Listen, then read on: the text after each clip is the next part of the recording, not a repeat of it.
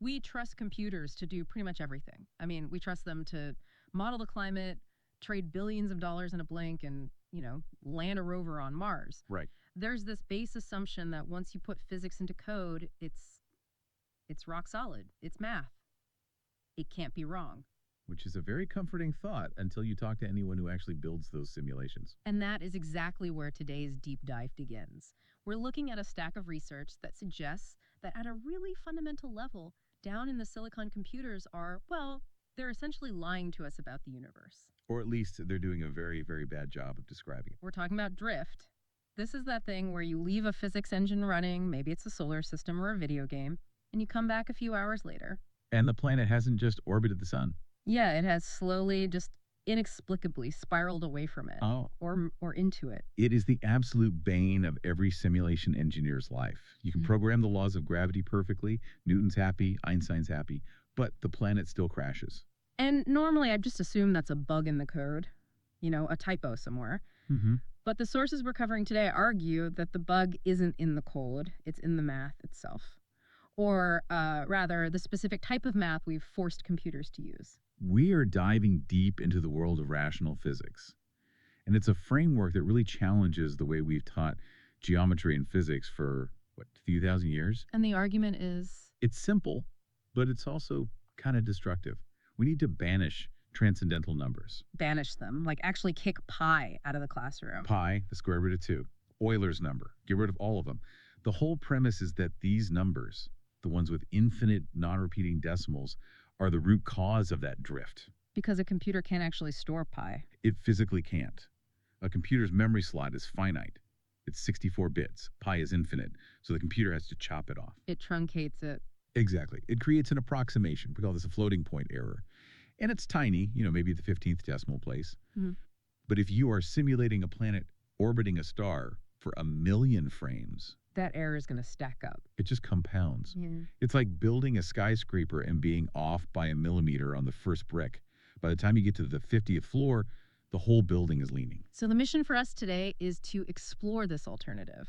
We're stepping out of what the author calls the transcendental mist of all these approximations. And trying to land on a solid integer grid. A zero drift universe where we do physics using nothing but pure algebra, addition, subtraction, multiplication, division. No square roots, no sines, no cosines. Which just sounds impossible. I mean, I'm looking at the notes, and the claim is we can rebuild gravity, relativity, even quantum mechanics without ever touching a square root button. Mm-hmm. But come on, physics is distance, physics is angles. How do you do that? You have to rewrite the dictionary. Yeah. And that starts with the biggest offender in that mist, distance. The tyranny of the square root, as the source puts it.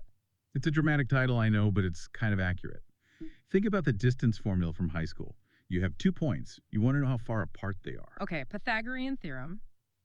A squared plus b squared equals c squared. So you take the change in x, square it, change in y, square it, add them up, and then you take the square root to get c. And that's the problem. That is the exact moment you leave the integer grid. Imagine you're on a perfect grid. Point A is at 0, 0. Point B is at 11, 1. Both integers. Perfect precision. Right. But the distance between them is the square root of 2. Which is 1.414, and on forever. You've just introduced an irrational number into your perfectly rational system. You've broken the precision.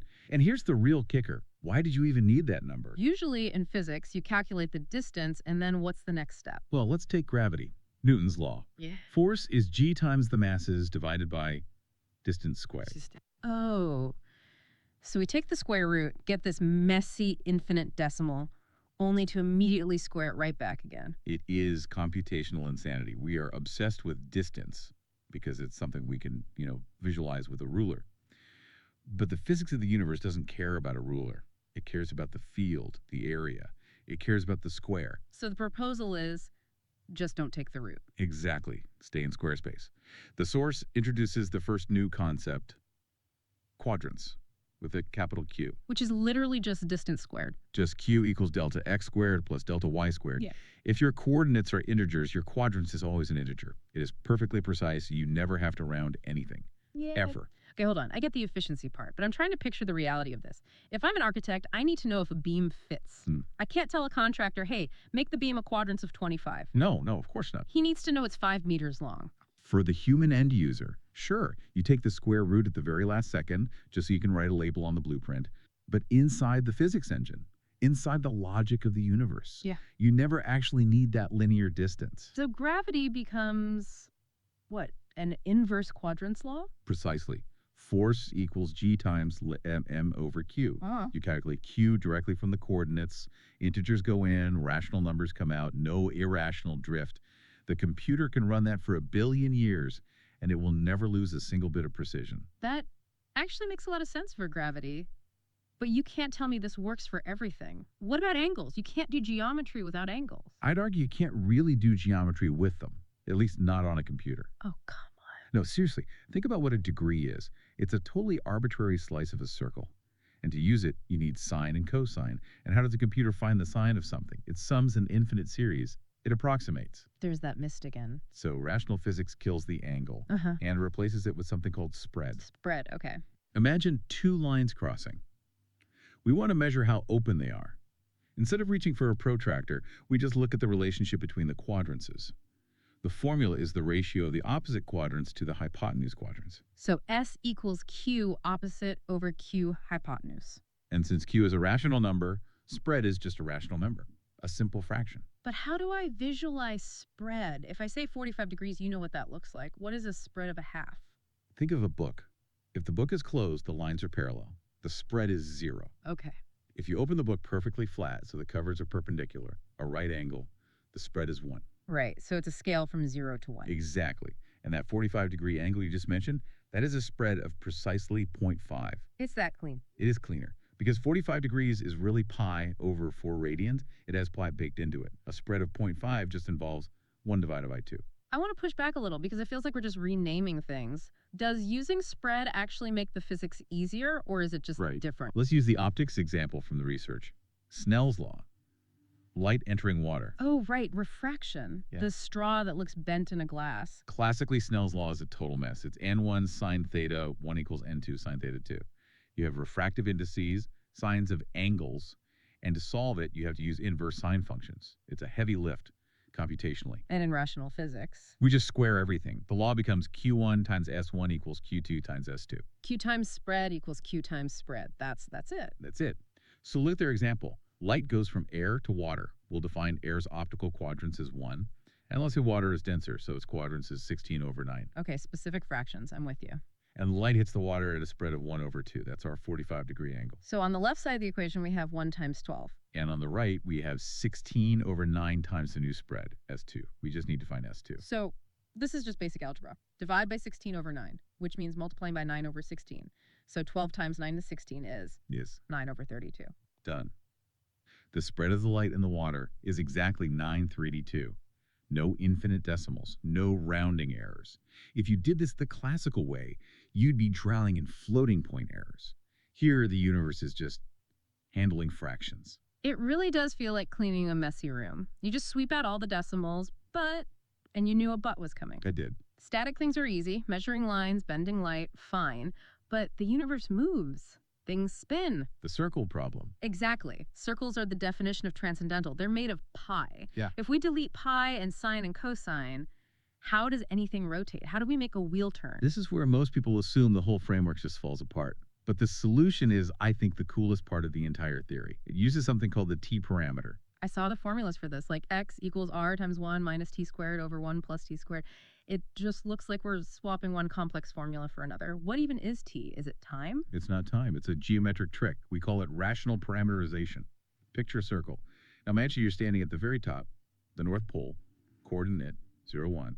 You have a laser pointer, and you shine it down through the circle until it hits the floor, which is the x-axis. Right, so a line from the top, cutting through the circle's edge and hitting the line at the bottom. Where that laser hits the x-axis, that distance from the center is t. So t is just a position on a flat line. Precisely. And here's the magic. As you move that laser point along the flat number line, the point where the beam cuts through the circle, it traces out the curve perfectly. We're not defining the circle with an angle, we're defining it by the slope of that line. And why does that matter? because the slope is a rational number, if it's 2 or 13 or 5. The point on the circle is defined by perfect fractions. We don't need cos theta. We just plug 8 into those simple algebraic formulas. And that actually stops the drift. Completely. The source included a Python script to prove this. They ran a simulation using this t parameter for thousands of frames. Okay. In a standard simulation, if you check the radius x squared plus y squared, it starts to wobble. It becomes 100.00000001, then 99.99999. And in the rational one, they checked x squared plus y squared every single frame. And every single frame, it remained exactly 100. Not one single decimal place of error. Because algebra doesn't leak energy. Trigonometry leaks. That is wild. That implies you could run a simulation of the solar system for 1 billion years, and unless the physics itself wanted the orbit to decay, it would stay on that perfect rail forever. And it's not just orbits.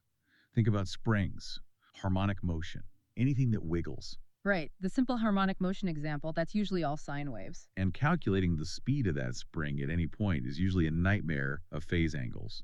In this system, you just lean on the conservation of energy. You have position quadrants, your potential energy, and velocity quadrants, your kinetic energy. And they just add up to a constant number. Always. So if you want to know how fast you're going, you don't ask what time is it. You just say total energy minus position energy equals velocity energy. It turns a calculus problem into a subtraction problem. Okay, I'm starting to buy into this zero drift promise. It handles the wiggles, it handles the spins, but now I want to break it. Please try. We've been talking about classical stuff, springs, planets, but physics gets really, really weird when things get fast. I'm talking about Einstein. Relativity. Special relativity is famous for being mathematically brutal. You have square roots of 1 minus v squared over c squared all over the place. Does this rational grid just collapse when we hit the speed of light? This is what the source calls the mind bender, rational relativity. And honestly, for me, this is the strongest argument that this isn't just a clever coding trick, that it might actually be how physics works. Why is that? Because it completely fixes the headache of adding velocities. Adding velocity seems easy. If I'm on a train going 50 and I throw a ball forward at 10, the ball's going 60. At human speeds, yeah. But Einstein showed us that's not actually true. As you get closer to the speed of light, velocities don't add up like that. If you're going 0.9 c and you fire a laser at c, it doesn't go 1.9 c. Right, the speed of light is the absolute limit. So the classical formula to add velocities is this ugly fraction, v plus u divided by 1 plus v over c squared. It works, but it's so clunky. It feels like a patch, like we just forced the math to work around the problem. In the rational framework, we stopped using velocity in meters per second. Instead, we use the Doppler ratio. Based on how light shifts color, the red shift and blue shift? Exactly. We define motion by how it shifts frequency. We'll call it rho. And here is the truly elegant part. In this universe, if you want to add two speeds together, you don't use that complex fraction. What do? You just multiply their Doppler ratios. Wait, you just multiplied them, like a times b. That's it. Rho total equals rho 1 times rho 2. That is suspiciously simple. How does that handle the speed limit? Well, as your speed approaches the speed of light, your Doppler ratio just approaches infinity. And if you multiply two huge numbers, you just get a larger number. You never break the math. You never end up trying to take the square root of a negative. The physics becomes linear again. Okay, what about the really weird stuff? The transverse Doppler effect. That's when something flies past you sideways at a right angle, right? Correct. A star flying past with a spread of 1. In classical relativity, calculating that frequency shift means computing the Lorentz factor, square roots, division c squared.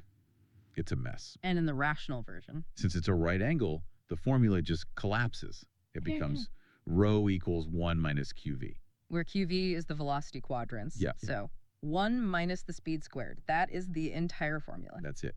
The source gives an example. Imagine a star moving at a speed where its velocity quadrants is 9 over 25. Okay, 9/25. The Doppler ratio is 1 minus 9/25. Do the math. That's 16/25? So the frequency drops by exactly 1625. No square roots, no gammas, just 1 minus q. That is disturbing. Disturbing. It's disturbing that it's that simple. We've spent a century terrifying undergrad students with special relativity. And you're telling me it's just multiplication and subtraction if we change our units? That is the core argument. That the complexity isn't in the universe. It's in our choice of tools. Which brings me to the big question. The elephant in the room here. If this is so perfect, if it saves computing power, stops drift, and simplifies Einstein, why is NASA still using pi? Why is every physics engine on the planet still calculating sines and cosines? That's the reality check. And it comes down to two things, really: inertia and intuition. Inertia, I get. We have billions of lines of legacy code out there. Billions. You can't just patch a rational physics module into a standard engine. The very definitions of distance and angle are incompatible. You'd have to rebuild the whole thing from the ground up. And that is expensive. And the intuition part. Humans just don't think in quadrants. If I tell you the door is a quadrant of 4 away, you have to mentally take the square root to know it's 2 meters away. We're raised on linear rulers and circular protractors. This system is optimized for logic and computers, not for our brains. So it's fundamentally a translation problem. Right. But for people who are building new systems, a new game engine, a high-precision scientific model, the source lays out a clear roadmap, the 3 rational rules. Okay, let's hit them. If I'm a developer listening right now, what do I put on my Post-it note? Rule number 1 is the rule of squares. Store everything as quadrants. Never ever take a square root inside your simulation loop. Only do it at the very end when you need to display a number on the screen. Keep it in square space for as long as possible. Okay, rule 2. The rule of ratios. Use the Doppler ratio for all your movement and velocity. It turns relativity into a simple scaling problem. And rule 3. The rule of rational points. If something spins, use the t parameter. Do not use math.sin or math.cos. It guarantees your orbits will be mathematically perfect. It really is a fascinating thought experiment, even if we don't go out and rewrite all our textbooks tomorrow. Well, it points toward what the author calls the algebraic reality. Which sounds more like a philosophy. It kind of is. We look at the world and we see curves. We see planets moving in smooth arcs. And we assume the math underneath must also be curvy transcendental. But this framework suggests that curviness might be an illusion of our perspective. Like looking at a pixelated screen from far away and it looks smooth. Exactly. The underlying logic of the universe, of gravity, light, motion, it might be strictly algebraic, just integers and fractions. No magic numbers required. So we've basically been trying to measure a grid-based universe with a bent ruler. And then we wonder why our measurements never quite line up perfectly. Wow. That is something I'm definitely going to be thinking about for a while. It really makes you wonder, are there breakthroughs in physics, things we haven't discovered yet, simply because we're using the wrong language to describe them? Is our reliance on this mist of pi actually holding us back from seeing the real pattern? It's a question worth asking. Definitely. Well, I'm going to go try and explain spread to my carpenter and see if he quits on the spot. Thanks for diving in with us. Always a pleasure. See you next time.